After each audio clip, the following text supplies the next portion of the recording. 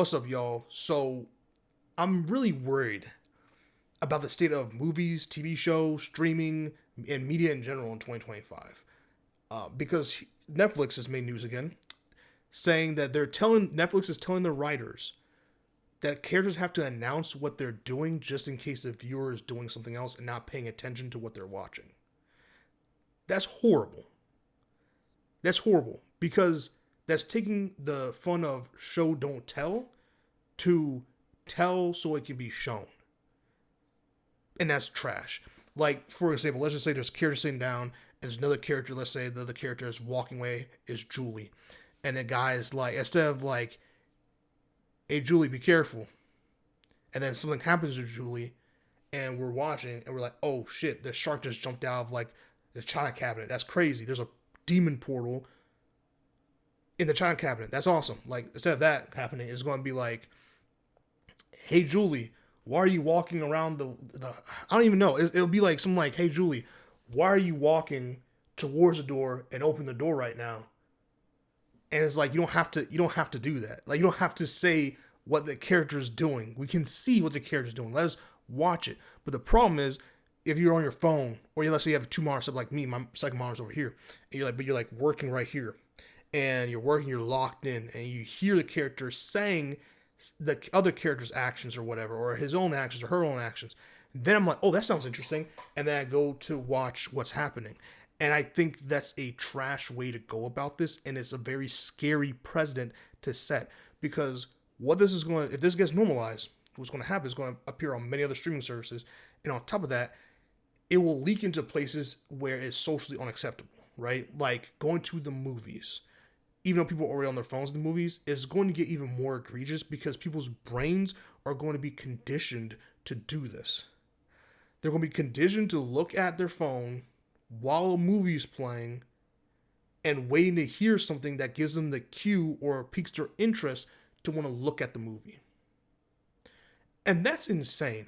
I'm not going and spending $20 something to go watch a movie and then be on my phone. Like that doesn't make any sense. And I don't like where this is going. I just think short form content has already shrunk our brains and made it where, like, our attention span, I should say, and like we can't stand to watch long form content, let alone movies and all this other stuff. Like, it's getting scary. And I feel like when you enable it in this way, it's going to really do bad things. Also, more importantly, like I've been saying, is going to cause a lot of harm to media literacy. I feel like a lot of people are illiterate when it comes to media, and it's because we're in an age now where it should be taught in school. Media literacy should be at the forefront of our education, because everyone's online, and it's very dangerous to have teenagers and kids online, whether it's streaming, whether it's YouTube, whether it's Twitter, Facebook, whatever, Instagram, whatever, and not have proper media literacy, especially when there's news sources and all kinds of links and things are being shared, ads are being ran, commercials, stuff like that, and you don't know how to really protect yourself from it. It's very dangerous for an adult, let alone someone a little bit younger. So I have a lot of reasons to be relatively worried about this. One of my biggest concerns also is that this feels like a very soulless way of making this beautiful art form. I feel it's almost like they're trying to compete against YouTube for like the lo-fi girl, or like classical music that you play in the background, or like podcasts that you play in the background while you're working or multitasking or cleaning or whatever. And I hate that, man. I hate it. The whole point of movies and TVs and stuff like that, or sporting events, things like concerts, whatever, is you're supposed to unplug and enjoy what you're watching or viewing or listening to for that period of time. Let's say it's just one song. You can't be locked in for the 3-minute length of the song. Like, it's like stuff like that where I'm like, if we're starting to give in to people's really piss poor attention spans, and we're enabling it too much, where it's like it's going to come to a point where it's going to be hard to come back, if at all. And I don't like that. That's the future of where we're going with this. I think it's really stupid to make your writers have to waste time on a page to, because the pages are per minute basically. So it's so dumb to make writers have to waste their time and always announce what a character's doing throughout the. You know how weird and clunky that is. That's so weird and clunky. That's so like imagine a character like just walking and actively having to say, "I'm walking through the forest of death right now," like like or like, "Hey, I'm walking to my car to go get the keys."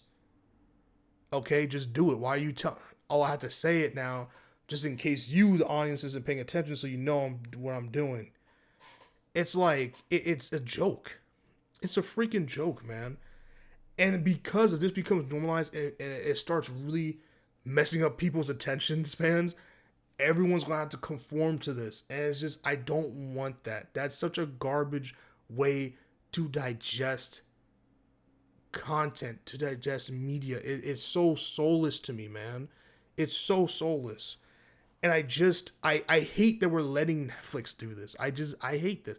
I'm not in like 2-3 years paying $25+ or whatever a month for because you have to make up for the losses you'll get making this garbage or whatever the case may be. Because they're still going to keep up what they're usually doing, and they're going to have to put millions behind this as well.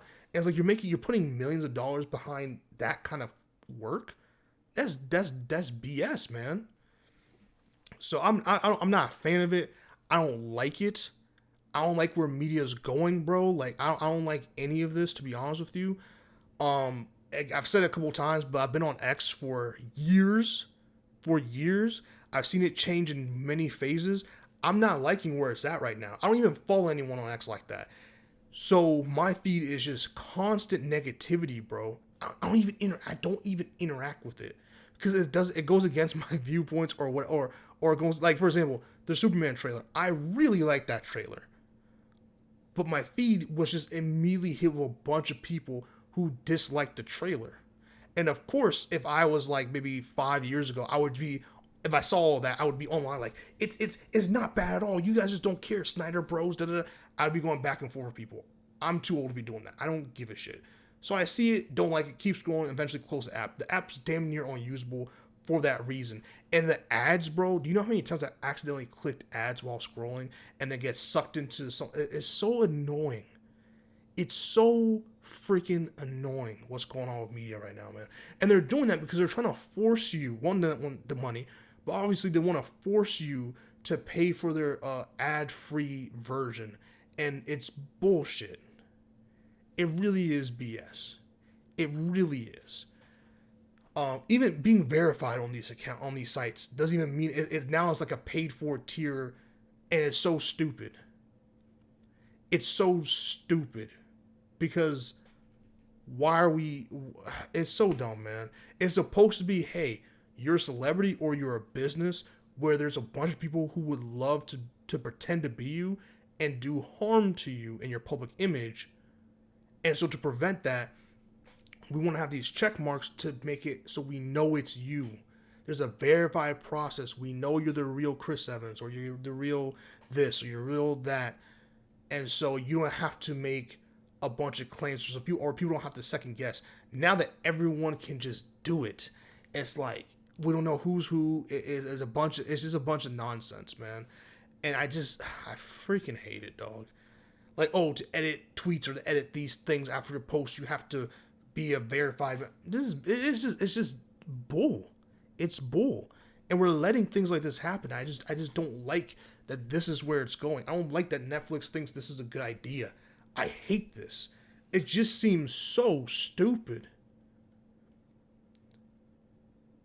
It's so stupid. And I've noticed this. I've noticed like stuff like this has happening, and I thought it was just bad writing. I didn't know that this was a mandate. I didn't know that like they were being told to have to do this. As the article reads, several screenwriters who've worked for the streamer Netflix are telling the outlet that a common note from company executives is to have characters purposely lay out exposition to the wandering viewer. After all, focusing your time on a 90-minute movie is certainly not an option for the token Netflix viewer, which I disagree with. So I guess I have like an example from one Lindsay Lohan recent movie, Irish Wish, where they have in quotes, "We spent a day together." Lohan tells her lover James in Irish Wish, "I admit it was a beautiful day filled with dramatic vistas and romantic rain, but that doesn't give you the right to question my life choices. Tomorrow, I'm marrying Paul Kennedy." "Fine," he responds. "That'll be the last. That'll be the last you see of me, because after this job is over, I'm off to Bolivia to photograph an endangered tree lizard." Do you know how nasty and clunky that is? It sounded weird and awkward. One, because this text is pretty small on the screen because this monitor's pretty bad. Two, it's just a bunch of like, I don't need. See how long that took me to read that? That could easily just be like, you easily transform all that dialogue into simply, it was a beautiful day. Not even a beautiful day. You don't have to say anything about the day. You just be like, you don't have the right to question me like that. And the other guy will be like, all right, fuck it. When the job's over, I'm going abroad. It doesn't matter where he's going. It doesn't matter where he's going, what he's doing. The point is, he's leaving her. That's all you need to know. All that conversation, the gist of it was they're having an argument, and the dude said, fuck it, I'm going somewhere else. And I'm going forever. And that's it.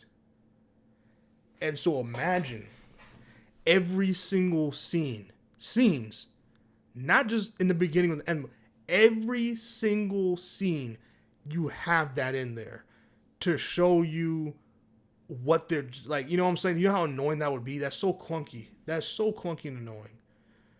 So, I don't know. At the end of the day, it's basically it's an audiobook. Like, you know how or not even audiobook, how you read, and you have to have that because there are no pictures, there's no video, you can't see what the fuck, you have to imagine all this shit. They're doing that to movies. What are we doing? What are we doing? I'm so concerned. Oh my gosh. Netflix apparently also has thousands of micro genres they adhered by greenlighting projects, including casual viewing, which is used for movies, TV that go down best when you're not paying attention. Almost every screenwriter adheres by the notion of show don't tell, which I just talked about earlier.